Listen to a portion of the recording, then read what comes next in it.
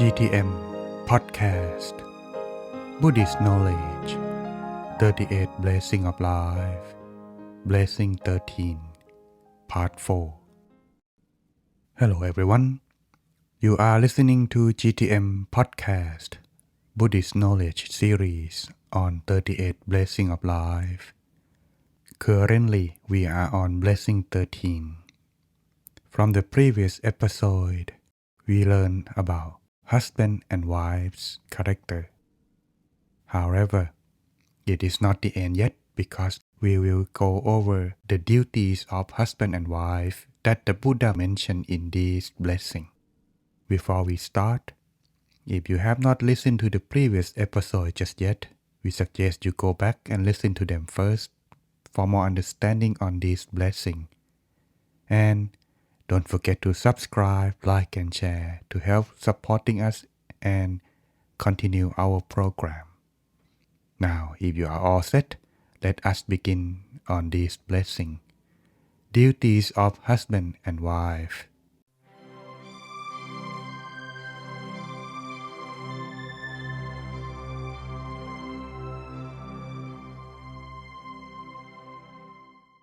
Getting married. Choosing a compatible husband or wife. In order for a couple to stay together, it is necessary that they are compatible in terms of the level of virtues they possess. Particularly, the following four virtues of compatibility. 1. Faith. Husband and wife should have the same level of spiritual faith and the same level of aim in life. 2. Self-discipline.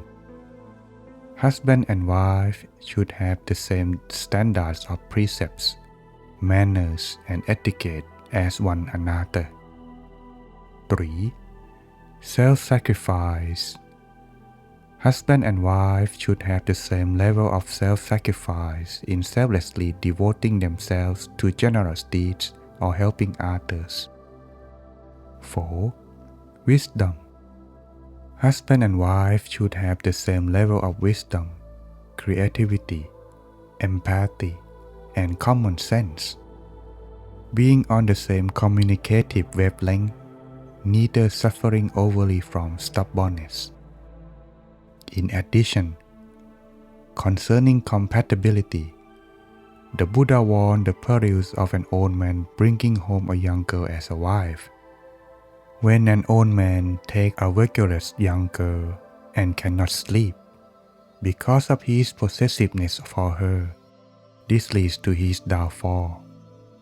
Parabhava Sutta.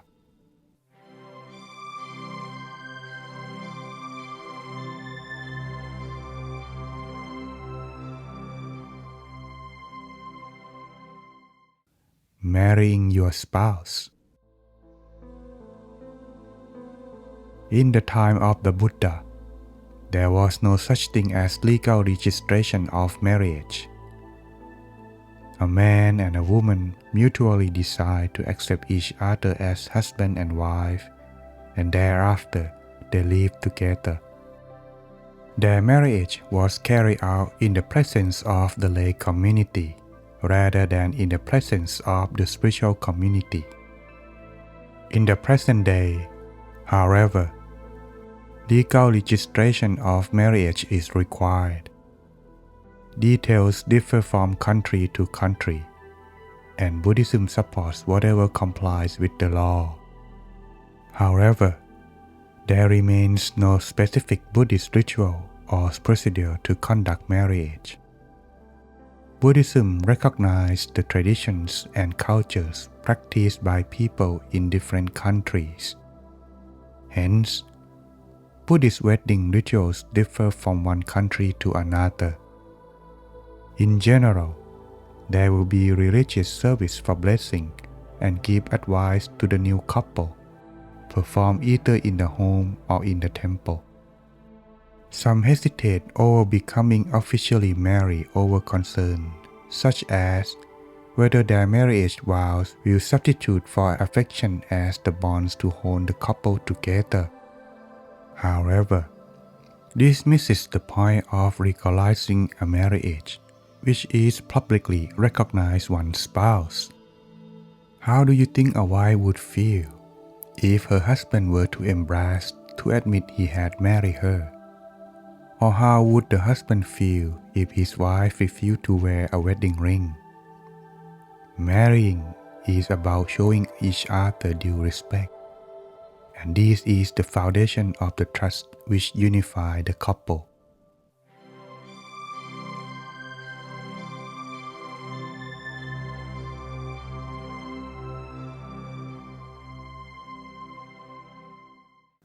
Maintaining a married relationship. The challenge of married life. Life in a long-term relationship is infinitely more demanding on one's store of virtues than that of dating or first love. How can a couple preserve the joy of their initial encounters while developing the love and understanding to ensure a happy and stable marriage? How can partners respect their own dignity and that of their better half instead of running off to get a divorce or abortion after their first quarrel or dispute?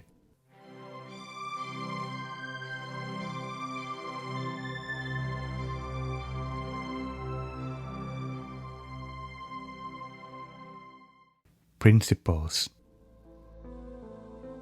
In a recent piece of research on the emotions, it was discovered that immediately conflicts within a marriage lead to stonewalling.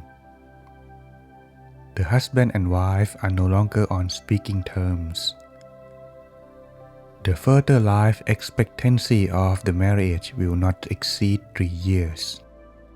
From John Gottman, What Predicts Divorce? Conflicts cannot be avoided in a marriage. The secret of happy marriage relies on keeping open channels of communication to deal with them. A surprise for many modern-day listeners is that the Buddha never recommends making yourself more attractive or being sexy as a way to maintain a marriage.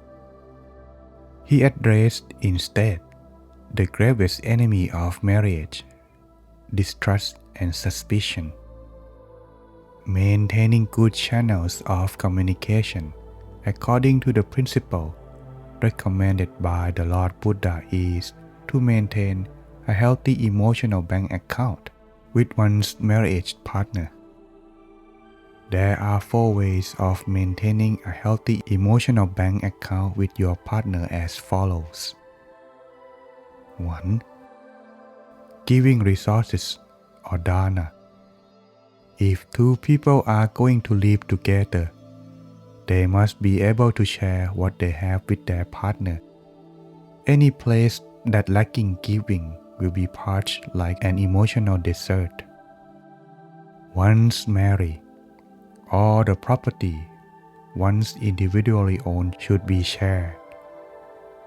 To keep back something as an individual asset will only create suspicion, and suspicion kills marriage. Thus, it is important to keep open a channel of communication in the marriage whereby one partner can consult the other if they are suffering or having problems with material resources. 2. Endearing speech, piya vaja. A husband and wife should take care always to address each other with polite speech, even in the case they need to criticize each other. Sometimes, if things become too informal, careless words may touch on the views of the other partner and disturb the peacefulness of family. After marriage, one should use the same standard of polite of speech used before marriage. 3. Helpfulness, attachariya. A husband and wife need to lend each other a helping hand. Also, if one of the partners learns something new concerning spiritual knowledge, they should share it with their spouse. When a conflict arises in the marriage, there is a huge temptation to pull at the blame on the other partner instead of taking collective responsibility. If both are well versed in spiritual teachings, the couple will tend to deal with the problem directly instead of merely looking for someone to blame. 4. Consistency สมานัตตา Both husband and wife have implicit duties in the marriage, which will be mentioned in the next episode. And to the degree they live up to these duties, they will avoid the suspicions of their partner. If a husband has decided that his wife should take responsibility for the running of the house, he should not subsequently come interfering in the household affairs. Sometimes, appropriateness is not immediately evident for every situation. Sometimes, it is hard to sense what your partner expects of you. But if both partners meditate on a daily basis, they will tune in more easily to consistently harmonious behaviors. And so everyone, what do you think? These are just only the skimming part of the duty of a husband and wife. In the next episode, we will continue with the 5 duties of a husband to his wife and a wife to her husband. So stay tuned. Don't forget to subscribe, like and share to help us continue support our program, which are available in Apple Podcast, Spotify and YouTube. See you again next time.